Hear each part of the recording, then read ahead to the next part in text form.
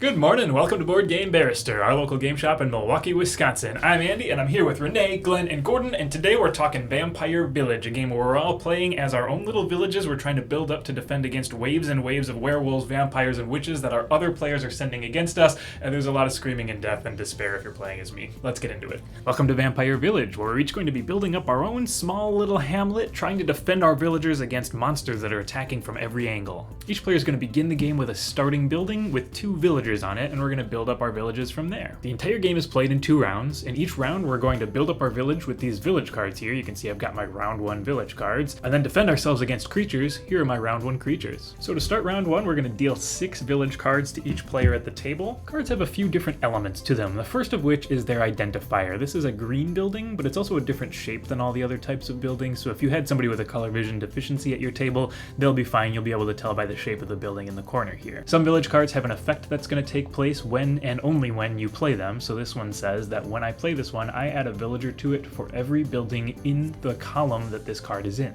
And last, there might be 1 or more defense values on that card. This one has 3 in green as its defense. And green is always going to be on the left side of the card, so it's also just 3 in left side defense. So what do we do with this hand of cards? Well, this is a drafting game, so you're going to choose exactly 1 card out of your hand that you want to keep and add to your village right now. You're going to take the rest of those cards and pass them to the player on your left. Now I've got 5 defense total on the left side of my city in green. We'll take a deeper look at why that positioning matters once there's actually creatures attacking in the second part of the round. Alright, we've just received 5 cards from our neighbor after they picked the 1 card they wanted to keep out of this hand, so we're going to take a look at those, and this hand happens to contain a hero. Heroes have a cool ability that's going to help you defend your village during the attack phase, so we'll take a look at that later on, but when you play a hero, they also activate another cool ability to choose villagers next to this hero and move them a total of 3 spaces if I want to. This isn't super impactful at this phase in the game, but maybe I want to try to move these villagers away from the top of my city because it's pretty undefended at the moment and scoot them down this way. So we'll draft 4 more cards as those hands keep getting passed around the table, and maybe at the end of the round our village looks a little bit like this. Now we move on to the creature phase, in which each player is going to get a hand of 3 creature cards. They're going to take a look at those, and very similarly to the village phase, we're going to choose 1 card we want to keep, except in this case, that card's going to be attacking us. So we want to choose something weak, and then we're going to pass the rest of our hand away. But unlike the village phase, we're going to choose 1 of those cards specifically to pass to the player on our left, and 1 specifically to pass to the player on our right. So we can choose which monsters to attack those players with based on the weaknesses of their villages. So we're going to keep that vampire and see what happens, and we're going to pass cards on our left and our right, and the players on our left and our right are going to be passing us cards as well, so incoming baddies. We're going to do that all 1 more time with 1 more hand of 3 creatures, so we'll each have a total of 6 creatures in front of us at the end of this. And maybe our village looks a little bit like this once all the creatures have arrived. So the first thing we're going to do, based on monster order, is resolve demons. We've got 1 demon we've been handed, and this demon says we can either destroy our building with the fewest villagers, or we can lose a hero. Let's choose to lose the building. And now we move on to the next creature, which is the werewolves. We're going to compare all the attacking power against our defenses in the first row or column that this werewolf would run into. So he's going to run into my top row.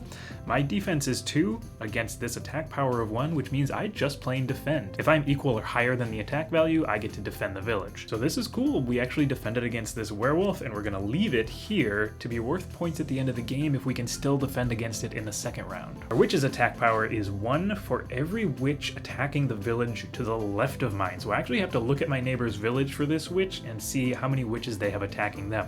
Let's say for the sake of this example, they had 3 witches attacking them, which would mean that this witch's attack power was 3. So because the attack power of the creatures is higher than that of my defenses, we're going to have to destroy a card as a result. To do that, I have to pick any card in that column that I want to destroy, so it's my choice, except in this case it's not because I only have 1, and destroy that card. But when we lose a building, we also destroy the card with the lowest attack power among the attackers. So because there's only 1 attacker in this case, this witch is also lost. Even though we already defended against the werewolves, I'll mention the hero we chose earlier right now. Whenever you're losing cards, if you choose to lose a hero, and that hero's symbol matches the type of creatures attacking, they'll allow you to discard the highest attacking value creature instead of the lowest. So as they fall, they take out the worst of your enemies as well. The second round of the game is exactly the same, except we're going going to use the round 2 building and creature cards. We're going to do all the build up for round 2, all the attacks and losses from round 2, and lose a bunch of villagers and buildings most likely. And at the end of round 2, we're going to count up our score, which is going to be the total number of villagers we have surviving, worth 1 point each, plus the total number of creatures who are still attacking our village and have been successfully fended off in round 2. The player with the most points wins it. Alright, so we just played with 4 players. The game goes all the way up to 5, and it's a really cool system in that no matter how many players you have, it's going to play about the same way, take about the same amount of time to play, because it's a drafting game. So you're just going to get your hand of cards. You're going to do the thing with those same 6 cards if you're building your village, or 3 cards if you're putting out monsters. And it's going to take the same amount whether it's 2 people passing things to each other or 5 people passing things to their neighbors. I just want to jam out more games of this. As soon as I lost badly, I felt like I'd learned a lot and wanted to play again. And like it's only 2 rounds total, right? So it's going to be a quick game once you got the hang of it. And I could see playing this over and over and over again. Ooh, God, the wolves. I think we're doing it. I think we're surviving this enormous wolf attack. Oh, Awesome. God. That's safe. That's safe. So many vampires. Demons first. Demons first. So I Thank lose you, 3 whoever gave me villagers this. to start it off. Oh my God, I'm gonna lose my whole. I'm gonna lose my whole village. All right, let's talk monsters. I like the fact that every monster is different. So the werewolves have all this modifier of 1 per every one of that color of werewolf. The vampires can just have really big numbers in general.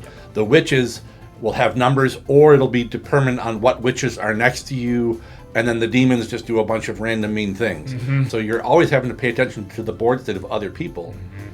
Because 1, you want to knock them out. 2, how are they affecting me? One thing that I really like about this is the way that the heroes work as well. But you have to strategize so much to get them in the right position so that they can take out the biggest thing, attacking from that side. So it takes a lot of thought, but they work really well when you actually can make them work. So my hero will take out the big witch. Correct? Because it's a witch hero. Yeah. And then I've got 2, 4, 5, 6. I still have 8 against my 7. I will lose this to one of these dudes, and then I am okay. Nice. So what I really loved about Vampire Village is you're building a village, right? You're building a village with defenses. And the easy thing to think about is, okay, we're just going to try and build the defenses as well as we can. That plan is not going to work. There's going to be monsters that are going to make the perimeter of your village crumble in a different order in each game.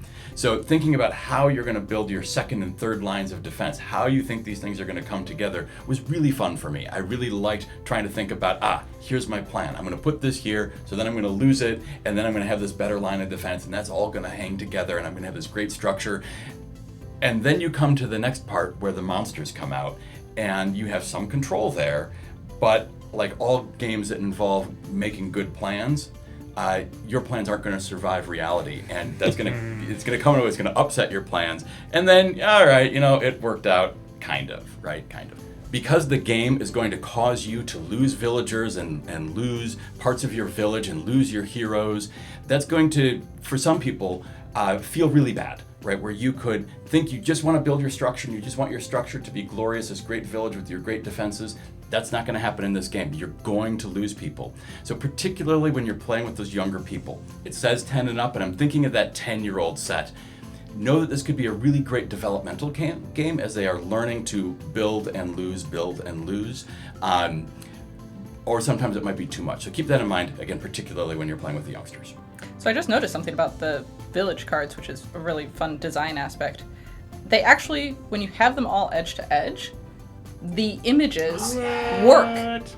They the same little connect. house every time. The design aspects of this game are excellent. All right, I think that does it for Vampire Village. Thank you so much for joining us. We had a really great time with this one. We hope you had fun watching. As always, leave a comment if you got a comment, hit that like button, and subscribe if you want to see our new videos every week when we post them. We've got Vampire Village in our online store. Check it out there, as well as a bunch of other cool games, and we will see you next time. Thanks for this week.